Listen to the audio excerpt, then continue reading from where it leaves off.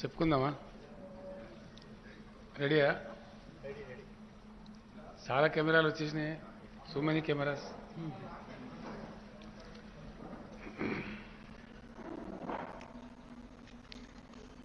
దేశంలో కేంద్ర ప్రభుత్వం యొక్క అరాచకాలు ఆగడాలు బాగా మితిమీరుతూ పరాకాష్ఠకు చేరుకుంటున్నాయి.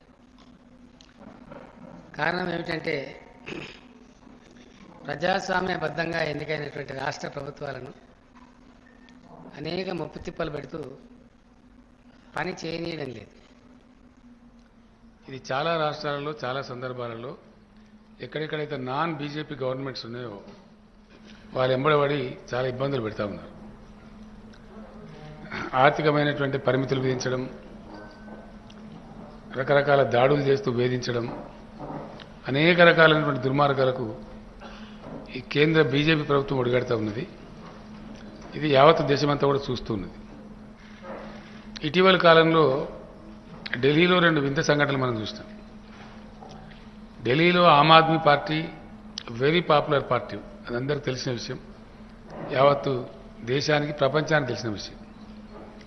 అరవింద్ కేజ్రీవాల్ గారి నాయకత్వంలో ఒక సోషల్ మూవ్మెంట్ నుంచి వచ్చిన పార్టీ ఆమ్ ఆద్మీ పార్టీ ఒకసారి కాదు, 2 సార్లు కాదు, 3 టైమ్స్ 3 సార్లు అప్రతిహతమైనటువంటి అద్భుతమైన విజయం సాధించింది రాష్ట్ర ప్రభుత్వాన్ని ఏర్పాటు చేయడానికి. అండ్ ఈ మధ్య కాలంలో మనం ఒక వింత సంఘటన చూసాం, దేశంలో ఎప్పుడు చూడలే అటువంటిది. మున్సిపల్ ఎన్నికలు జరిగినాయి ఢిల్లీలో. అక్కడ గెలిచిన స్పష్టమైనటువంటి ఆధిక్యతతో ఆమ్ ఆద్మీ పార్టీ విజయం సాధించింది ఢిల్లీ మున్సిపల్ కార్పొరేషన్. దాన్ని ఎన్నో కుయుక్తులు చేసి, ఒకటి ఉన్న దాన్ని విభజించి 3 చేసి, ఏదేదో మాయా మచ్చింద్ర చేసినా బీజేపీని ప్రజలు తిరస్కరించారు, ఆమ్ ఆద్మీ పార్టీని గెలిపించారు. గెలిపించినటువంటి మేయర్ను ప్రమాణ స్వీకారం చేయడానికి ఇన్ని ముప్పు తిప్పలు పెట్టడం మనం చూసినాం. చివరికి సుప్రీంకోర్టుకు పోయి ఆర్డర్ తీసుకోవాల్సినటువంటి పరిస్థితి. సుప్రీంకోర్టు ఆర్డర్ ఇస్తే తప్ప ఢిల్లీ మేయర్ గెలిచిన తర్వాత కూడా కానియరు. అట్లాంటి ఒక అరాచకమైనటువంటి పద్ధతి. అదే పద్ధతిలో 3 సార్లు చాలా పాపులర్ ఓటు, తక్కువ ఓటుతో గెలవలే అరవింద్ కేజ్రీవాల్ గారు. 3 సార్లు కూడా అద్భుతమైనటువంటి 2 జాతీయ పార్టీలను మట్టి గరిపించి బ్రహ్మాండమైన మేయాటితోని గెలిచిండ్రు. ఒక particular election, myself and Mr. Keshwaraw garu, we were there in Delhi when the assembly election was going on. I requested KCR garu to go out. He went and made a round and came back. Arvind Kejriwal is hands down winning, sir. This was the statement given to me on that day. అనుకున్న ప్రకారంగానే చాలా పెద్ద majority, large majority Aam Aadmi Party has formed the government 3 times, not once. అక్కడ ఒక ఎల్జీని తెచ్చి lieutenant గవర్నర్ను గెలిచిన ప్రజాస్వామ్య ప్రభుత్వం నెత్తిన పెట్టి వాళ్ళకు ఊపిరాడకుండా చేసి, పనిచేయకుండా చేసి అనేకమైన దుర్మార్గ చర్యలకు పాల్పడుతున్నారు. చివరికి గతి లేక సుప్రీంకోర్టును ఆశ్రయించింది ఢిల్లీ గవర్నమెంటు, కేజ్రీవాల్ గారి నాయకత్వంలో గవర్నమెంటు. సుప్రీంకోర్టును ఆశ్రయిస్తే సుప్రీంకోర్టు లార్జర్ బెంచ్, చిన్న బెంచ్ కూడా కాదు, 5 మెంబర్ జడ్జి ఉన్నటువంటి చీఫ్ జస్టిస్తో కూడుకున్న బెంచ్ స్పష్టమైన ఆదేశం ఇచ్చింది. చాలా స్పష్టంగా కుండ బద్దలు కొట్టినట్టుగా రాష్ట్ర ప్రభుత్వం ప్రజల చేత ఎన్నుకోబడిన ప్రభుత్వ కిందనే అధికారులందరూ పనిచేయాలి. వాళ్ళ ట్రాన్స్ఫర్స్ కానీ, మంచి కానీ, చెడ్డ కానీ, వాళ్ళ నియంత్రణ కానీ ఖచ్చితంగా రాష్ట్ర ప్రభుత్వం చేతుల్లోనే ఉండాలి. Not in the hands of governor, not in the hand అని చాలా స్పష్టంగా ఆదేశం ఇచ్చింది. దాన్ని అమలు చేయకుండా ఒకటి గెలిచిన ప్రభుత్వాన్ని పనిచేయకపోవడమే అరాచకం. దాని మీద ఎల్జీని తీసుకొచ్చి కూర్చోబెట్టడం మరింత నియంతృత్వ వైఖరి. చివరికి సుప్రీంకోర్టు జడ్జిమెంట్ ఇస్తే ఆ సుప్రీంకోర్టును జడ్జిమెంట్ను కూడా కాలరాసే విధంగా చాలా భయంకరంగా ఒక ఆర్డినెన్స్ తెచ్చినారు. అది మరీ దుర్మార్గం. అంటే చివరికి సుప్రీంకోర్టు జడ్జిమెంట్కి కూడా అతిగతి లేకపోతే అంటే ఎమర్జెన్సీ రోజులు గుర్తుకొస్తున్నాయి. ఏ ఎమర్జెన్సీకి వ్యతిరేకంగా నరేంద్ర మోడీ గారు, బీజేపీ నాయకులు గొంతు చించుకొని మాట్లాడతారో ఎగ్జాక్ట్ ఇదే జరిగింది కదా ఎమర్జెన్సీకి ముందు. అలహాబాద్ హైకోర్టు జడ్జిమెంట్ తర్వాత ఆ జడ్జిమెంట్ను నలిఫై చేస్తూ రాజ్యాంగ సవరణ చేసినారు. సేమ్ ఇదే మోడల్, ఇదే మోడల్లో అప్పుడు చేసినారు.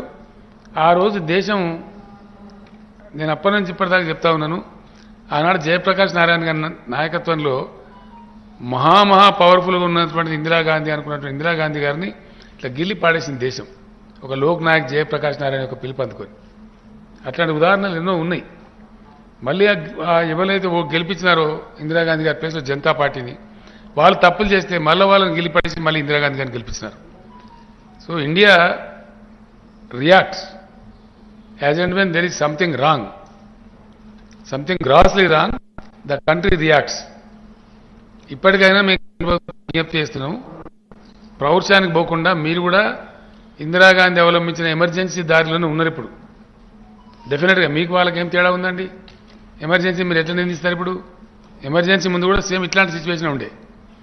అట్లాంటప్పుడు మీకు ఆ నైతిక హక్కు లేదు. మీరు we demand the prime minister to withdraw the ordinance your self, or else we will all support Shri Arvind కేజ్రీవాల్జీ, will stand by him. ఆ ఆర్డినెన్స్ను ఓడించడానికి ఖచ్చితంగా లోక్సభలో రాజ్యసభలో మాకున్న శక్తి అంతా ప్రయోగించి ఆర్డినెన్స్ను ఫెయిల్ చేస్తాం, పాస్ కాకుండా చేస్తాం. కాబట్టి ఇప్పటికైనా కేంద్ర ప్రభుత్వం కళ్ళు తెరిచి you withdraw the ordinance yourself, unnecessary don't make an issue. Let the government leave, let the government work. కొన్ని మంచి పనులు జరిగినాయి ఢిల్లీలో. నేను వెళ్ళినప్పుడు కూడా కేజ్రీవాల్ గారు స్వయంగా నన్ను తీసుకెళ్లి చూపెట్టినారు.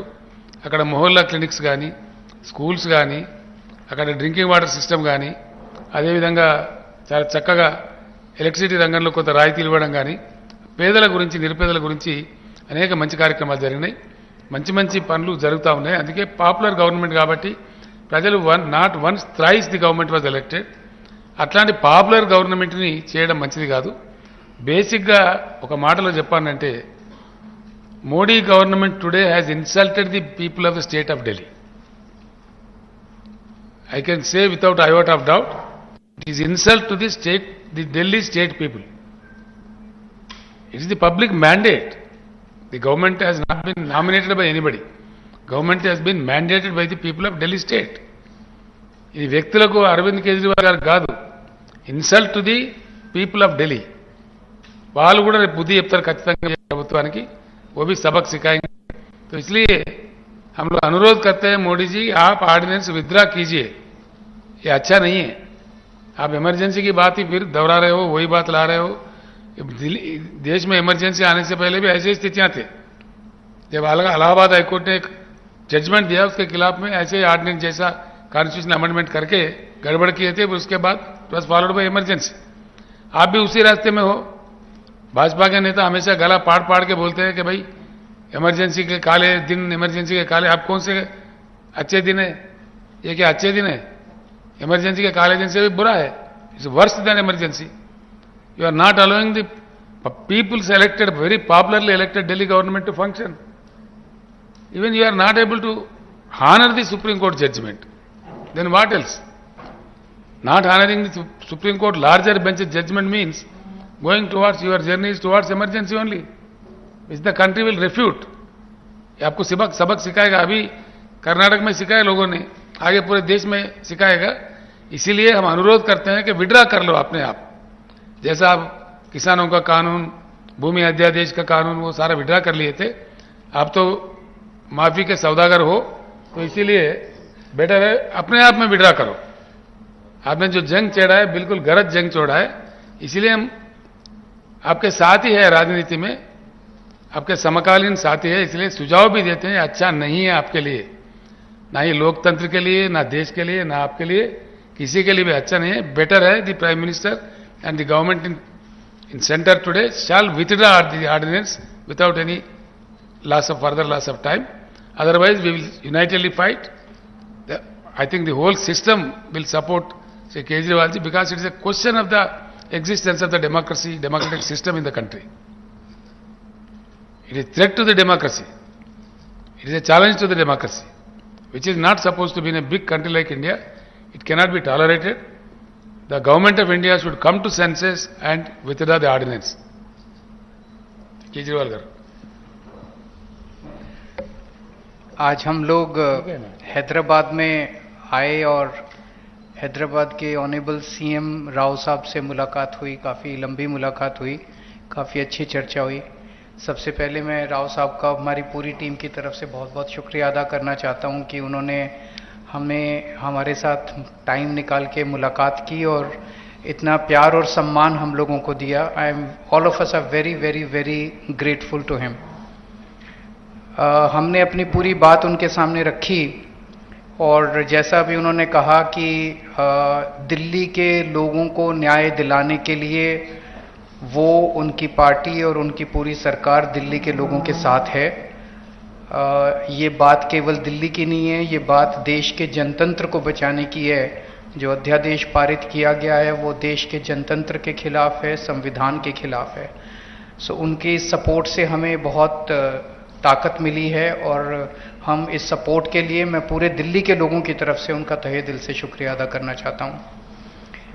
हमारी सरकार दिल्ली में पहली बार जब 2015 में बनी थी, फरवरी 2015 में दिल्ली में हमारी सरकार बनी थी। फरवरी 2015 में सरकार बनी और 23 मई को, मात्र 3 महीने के बाद, मोदी सरकार ने एक नोटिफिकेशन लाके हमारी सारी पावर छीन ली 3 महीने में।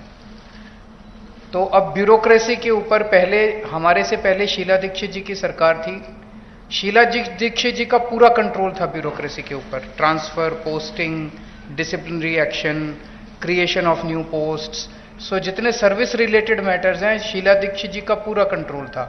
हमारी सरकार आने के बाद 23 मई 2015 को उन्होंने नोटिफिकेशन लाके ये सारी पावर छीन ली। तो as a chief minister of Delhi I can not even transfer post, education secretary, health secretary, deputy secretary, मैं कुछ नहीं कर सकता। वो सारी पावर छीनने के बाद 8 साल तक दिल्ली के लोगों को उन्होंने अपंग करके रखा। हम दिल्ली के लोग 8 साल तक कोर्ट दर court, high court, supreme court लड़ते रहे। 8 साल की हमारी लड़ाई के बाद 11 मई को, अभी पिछले कुछ दिन पहले, सुप्रीम कोर्ट की संविधान कॉन्स्टिट्यूशन बेंच ने, 5 जजों ने मिलकर 5-0 से दिल्ली के लोगों के हक में फैसला दिया। 8 साल की लड़ाई के बाद दिल्ली के लोगों को न्याय मिला कि उनकी चुनी हुई सरकार को काम करने का अधिकार मिला। हमें 8 साल लग गए उस नोटिफिकेशन को कैंसिल कराने में और न्याय लेने में। उसके 8 दिन के अंदर 11 मई को ऑर्डर आया सुप्रीम कोर्ट का। 19 मई को मोदी सरकार ने ऑर्डिनेंस लाके सुप्रीम कोर्ट के ऑर्डर को निरस्त कर दिया, पलट दिया। पूरे देश भर में लोग कह रहे हैं कि जिस देश का प्रधानमंत्री सुप्रीम कोर्ट को नहीं मानता, सुप्रीम कोर्ट के आदेश को नहीं मानता, फिर न्याय लेने के लिए लोग कहां जाएंगे? अगर देश का प्रधानमंत्री कहता है कि मैं सुप्रीम कोर्ट के आदेश को नहीं मानता और कानून लाके वो आदेश को पलट देता है, तो फिर तो न्याय के लिए कोई जगह नहीं बच जाती है। कहां जाएंगे फिर लोग न्याय लेने के लिए? फिर तो कोई अंतिम चीज ही नहीं है। वो प्रधानमंत्री जी कहते हैं मैं नहीं मानता सुप्रीम कोर्ट को, ऐसे देश कैसे चलेगा? ये तो बिल्कुल गलत है। अब ये अध्यादेश लाके वापस सारी पावर छीन ली। तो एक तरह से, जैसे अभी राव साहब ने बिल्कुल सही बोला, ये अध्यादेश दिल्ली के लोगों का अपमान है, घोर अपमान है। एक तरह से प्रधानमंत्री जी ये कह रहे हैं कि तुम जो मर्जी सरकार चुनो, मैं उसको काम नहीं करने दूंगा। तो दिल्ली के लोगों को चैलेंज कर रहे हैं प्रधानमंत्री मोदी जी कि तुम जो मर्जी सरकार चुनोगे, मैं काम नहीं करने दूंगा। और ये बात केवल दिल्ली के लोगों की नहीं है, पूरे देश में हम लोग देख रहे हैं कि अगर किसी राज्य के अंदर लोग नॉन बीजेपी गवर्नमेंट बना देते हैं तो उसको काम नहीं करने देते। या तो 3 तरीके अपनाते हैं, या तो वहां पे एमएलए खरीद लेते हैं दूसरी पार्टी के, सरकार गिरा देते हैं। कितना हमने देखा, कितनी जगह पे देखा, एमएलए खरीद के सरकार गिरा देते हैं। या एमएलए तोड़ लेते हैं, ईडी भेज के, सीबीआई भेज के, डरा के एमएलए तोड़ लेते हैं, सरकार गिरा देते हैं। या फिर ऑर्डिनेंस ले आते हैं गवर्नर के जरिए, गवर्नर का गलत इस्तेमाल करके सरकार को तंग करते हैं। जैसे आप लोगों के गवर्नर आपके बिल नहीं पास होने देते, काम नहीं करने देते उन लोगों को। तो इस तरह से मैसेज ये है कि अगर कोई भी राज्य के लोग नॉन बीजेपी सरकार बनाएंगे तो हम उसको काम नहीं करने देंगे, सरकार तोड़ देंगे। ऐसे देश नहीं चल सकता। ये तो बहुत खतरनाक स्थिति है पूरे देश के सामने। मैं जो पूरे देश भर में घूम रहा हूं समर्थन मांगते हुए, मैं केवल अपने लिए समर्थन नहीं मांग रहा, मैं देश के संविधान के लिए और देश के जनतंत्र के लिए समर्थन मांग रहा हूं। हमारे जो स्वतंत्रता सेनानियों ने लड़ाई लड़ी थी, वो ऐसे भारत के लिए लड़ाई थोड़ी लड़ी थी कि एक पार्टी आएगी सेंटर के अंदर, वो पार्टी बस एक ही पार्टी का पूरे देश के अंदर राज होगा। जिस तरह से आज इन्होंने माहौल बनाया हुआ है, फिर तो एक प्रधानमंत्री और 31 गवर्नर बस वो चला लें इस देश को, फिर मुख्यमंत्री बनाने की क्या जरूरत है, फिर चुनाव लड़ने की करने की क्या जरूरत है, फिर तो ये तानाशाही होगी। इस तानाशाही के खिलाफ हम लोग लड़ रहे हैं। राज्यसभा के अंदर जब ये बिल आएगा, राज्यसभा के अंदर बीजेपी के पास मेजॉरिटी नहीं है। बीजेपी के out of 238 MPs, BJP has only 93 MPs. BJP के पास मेजॉरिटी नहीं है। मैं फिर से शुक्रिया अदा करता हूं राव साहब का। अगर हम सब लोग नॉन बीजेपी पार्टीज इकट्ठे हो गए तो इस बिल को हम राज्यसभा के अंदर गिरा सकते हैं। और अगर ये बिल गिर जाता है तो पूरे देश के लोगों को विश्वास हो जाएगा कि 2024 के अंदर मोदी सरकार वापस नहीं आ रही है। ये इसका सेमीफाइनल होगा 2024 का। ये कॉन्फिडेंस देगा पूरे देश के लोगों को कि मोदी जी को हराया जा सकता है। तो ये जनतंत्र को बचाने की लड़ाई है, देश की आजादी को बचाने की लड़ाई है। बहुत बहुत धन्यवाद, बहुत बहुत शुक्रिया। मैं माननीय मुख्यमंत्री तेलंगाना के चंद्रशेखर राव जी का बहुत बहुत आभार व्यक्त करता हूं कि उन्होंने हमें यहाँ बुला के घर पे मान सम्मान दिया, इज्जत दी। आम आदमी पार्टी के नेशनल कन्वीनर और दिल्ली के मुख्यमंत्री अरविंद जी और हमारे राज्यसभा के 2 सांसद संजय सिंह जी और राघव चड्ढा जी, जैसा कि राव साहब ने, अरविंद केजरीवाल साहब ने बता ही दिया कि देश के लोकतंत्र को बचाने की लड़ाई हम लड़ रहे हैं। एलजी जो है वो सिलेक्टेड है और दिल्ली की गवर्नमेंट इलेक्टेड है। तो डेमोक्रेसी में इलेक्टेड जो लोग हैं वो फैसले लेते हैं, ना कि सिलेक्टेड। तो दिल्ली का तो पहले से ही ये कर रहे हैं, पूर्ण राज्य का दर्जा नहीं है, लेकिन फुल स्टेट्स को भी तंग किया जा रहा है। हमने पंजाब में 92 सीट्स जीती आउट ऑफ 117। इतना बड़ा मैंडेट है।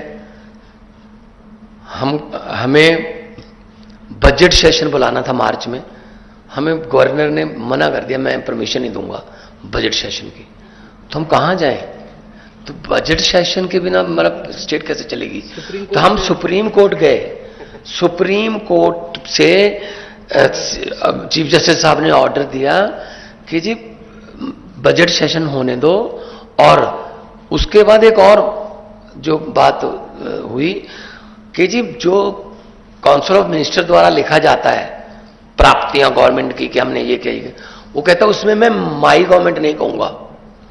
हमने कहा जी आप ही तो सम्मान कर रहे हो विधानसभा, आप माई गवर्नमेंट नहीं कहोगे तो क्या कहोगे? कहते मैं दिस गवर्नमेंट कहूंगा। फिर सुप्रीम कोर्ट जाना पड़ा कि जी माई गवर्नमेंट तो बोलना पड़ेगा इनको। तब जाके उन्होंने, सुप्रीम कोर्ट ने कहा कि you have to read it word by word, you can not change. जैसे तमिलनाडु में कर लिया था, स्टालिन जी के पास जो उन्होंने लिख के दिया था वो और था, गवर्नर कुछ और बोल रहा था। तो मतलब ये हैरानी की हद ये है कि जो राज्य भवन है स्टेटों में वो बीजेपी के ऑफिस बन गए और राज्यपाल जो है वो स्टार कपेलर बन गए बीजेपी के। तो इस गवर्नरी सिस्टम को उन्होंने मिसयूज किया है, हर जगह पे करते हैं। आपके बिल रोक रखे हैं स्टेट के, हमारे बिल रोक रखे हैं। वहां पे स्टालिन साहब का चिट्ठी आई थी हमें कि हमें सपोर्ट करो, हमारे बिल रोक रखे हैं। केरला में तंग कर रहे हैं, ममता दीदी उनको तंग कर रहे हैं। मतलब इन्होंने मन बना रखा है, जैसा कि अरविंद जी ने कहा, अगर इलेक्शन से नहीं जीते तो बाई इलेक्शन से जीत जाते हैं कि मतलब बंदे तोड़ो और बाई इलेक्शन करा लो और कर लो। तो ये बहुत फेडरल स्ट्रक्चर के लिए बहुत घातक है और देश बचाने की लड़ाई लड़ रहे हैं।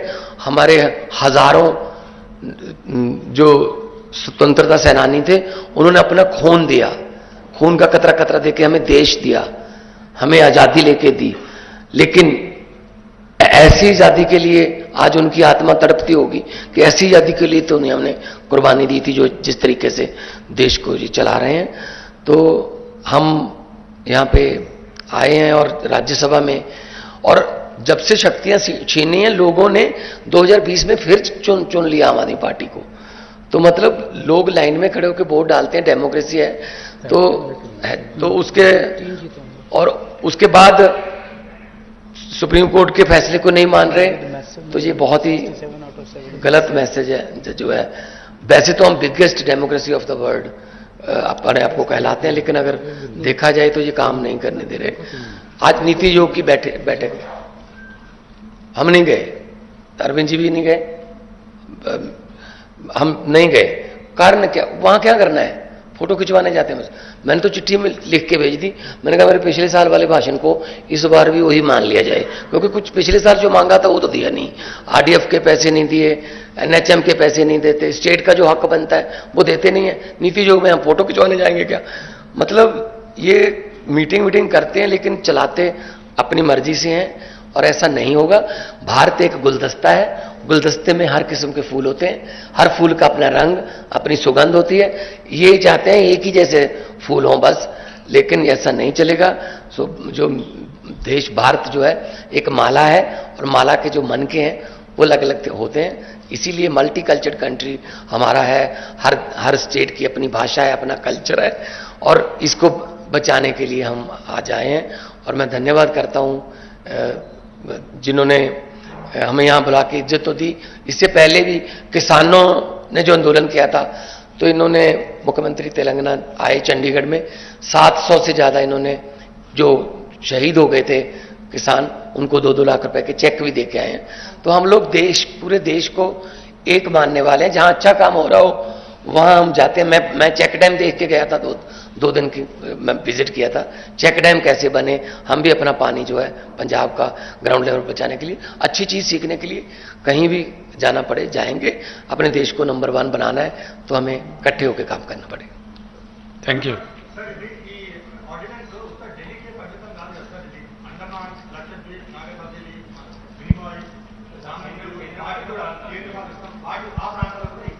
ఇది కాదు కదా, అట్లా కాదు కదా. ఢిల్లీలో ఎలక్టెడ్ గవర్నమెంట్ ఉంది, అండమాన్కు ఢిల్లీకి చాలా డిఫరెన్స్ ఉంది. That you should know. Those central territories are clearly under the rule of LGs, direct control of government of India. But here it's a very popularly elected government. The government is allowed to function independently like any other state government. That's the order of the Supreme Court, abundantly clear. Abundantly. The question here is, if the government of India doesn't honor the Supreme Court, then what will be the fate of the country? Yes. You don't do it yourself, you don't oblige democracy. Even at the instance, at the judgment of Supreme Court, if you don't react, don't act accordingly, then what is the fun? ఎక్కడ తీసుకుపోతారండి దేశాన్ని? ఏం చేయదలుచుకున్నారు? ఈ గవర్నర్లు ఏంది, ఇదంతా ఏం జరుగుతుంది దేశంలో? గవర్నర్ పిలవడం గవర్నర్ బాధ్యత. ఏది? బడ్జెట్ సెషన్ పిలవడం స్టాట్యూటరీ ఆబ్లిగేషన్. 31 మార్చి లోపల ఒకవేళ లేని పరిస్థితి ఉంటే, పాస్ అయ్యే పరిస్థితి లేకపోతే 1 లైన్ చెప్పి, రెస్యూజరీ పవర్ స్పీకర్ దగ్గర ఉంటాయి, 1 లైన్ చెప్పి దాన్ని పాస్ చేయకపోతే స్తంభించిపోతుంది వ్యవస్థ. అట్లాంటి వాడి కోసం పెట్టినటువంటి ఒక అలంకారప్రాయమైన గవర్నర్ పోస్టులను నేను పెట్టనియా, బడ్జెట్ పాస్ కానియా అని ఒక పంజాబ్ గవర్నర్ ముఖ్యమంత్రి గారు మేము ముందే చెప్పారు కదా. సుప్రీంకోర్టుకు పోయి బడ్జెట్ ప్రవేశపెట్టి ఆర్డర్లు ఇచ్చే దిక్కుమాలిన గవర్నమెంట్ ఎప్పుడైనా చూసినామండి ఇండియాలో? ఇంత దౌర్భాగ్య పరిస్థితి ఉంటుందా? ఇంత సెన్స్లెస్ ఎప్పుడైనా చూసినామా? ఇక్కడ దురదృష్టం ఏంటంటే, ప్రజాస్వామ్యం పరిణతి చెందుతున్న కొద్దికి మెచ్యూరిటీ లెవెల్స్ పెరగాలి. Democratic maturity levels shall grow. అట్లాంటిది ఉల్టా రివర్స్ అయిపోయి ఆటవిక రాజ్యంలాగా, పాశవిక రాజ్యంలాగా. నిన్నగాక మొన్ననే కర్ణాటకలో ప్రజలు కర్రుగాల్చి వాద పెట్టారు. వంగి ఫర్షీ స్థలమందులు వెనకడ ఇట్లా భూమి మీద వెనకడ దండం పెట్టారు. ఆ వంగి కోద్దండాలు పెట్టినా కూడా తీసి చంపి పడేసారు అక్కడ. దాన్ని చూసినా కనీసం బుద్ధి రావాలి. ఈ పద్ధతి కాదు, మేము చేస్తున్న పని కరెక్ట్ కాదు, ఒక పక్క ప్రజలు తిరస్కరిస్తున్నది. అలా కానే లేదు, వచ్చి ఢిల్లీలో ఆర్డినెన్స్ ఇష్యూ చేశారు. ఇది సుప్రీంకోర్టు జడ్జిమెంట్కి వ్యతిరేకంగా. That is what we are condemning. మీకు గౌరవం లేదు, దాని మీద కోర్టు పోయినారు, కోర్టు జడ్జిమెంట్ ఇచ్చింది, కనీసం అది కూడా హానర్ చేయరా? ఇది అన్నిటి కాదు ఇచ్చింది, జడ్జిమెంట్ వచ్చింది అన్నిటి మీద కాదు మిస్టర్ రాహుల్. జడ్జిమెంట్ వచ్చింది ఢిల్లీ గవర్నమెంట్ మీద, కోర్టుకు వెళ్ళింది కూడా ఢిల్లీ గవర్నమెంట్. Thank you.